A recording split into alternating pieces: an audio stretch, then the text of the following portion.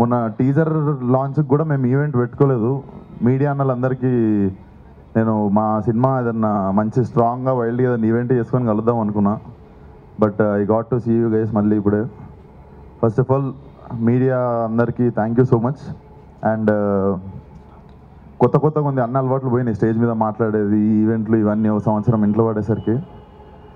And coming to అక్షర, నాకు producer మన తేజ వచ్చేసి పాగల్ సెట్లోనే పరిచయం అయ్యాడు, డైరెక్టర్కి క్లోజ్ ఫ్రెండ్. సో ఇంకా మేము కూర్చొని రోజు సినిమాల గురించే మాట్లాడుతుండే, నైట్ షూట్లు అయినా కూడా మార్నింగ్ దాకా.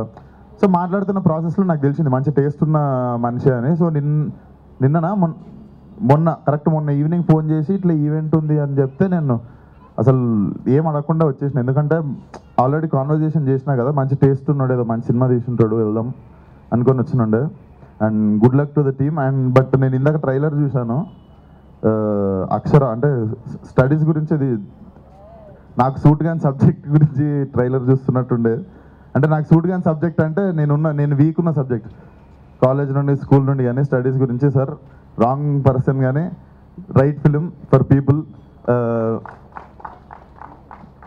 Good luck to the film and congratulations on the release. ఎందుకంటే కొంతమంది కొన్ని కారణాలుగా కోవిడ్ టైంలోనే సినిమాలు ఓటీటీకి వెళ్ళిపోవడం జరిగింది. బట్ హోల్డ్ చేసిన వాళ్ళకి అంతకు మించి పే బ్యాక్ జరిగింది. లైక్ కమింగ్ మూవీస్ అన్నీ చూడొచ్చు.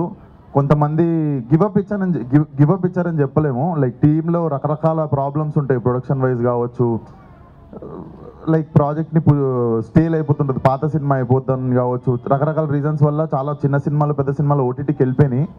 కొందరేమో మేము థియేటర్కే వస్తామని చెప్పి హోల్డ్ చేసుకోవడం జరిగింది. వాళ్ళకి అంత ఇచ్చేసిండు దేవుడు. అండ్ ఈ సినిమాకి కూడా అంతే మంచి జరగాలని కోరుకుంటున్నాను. And thank you so much.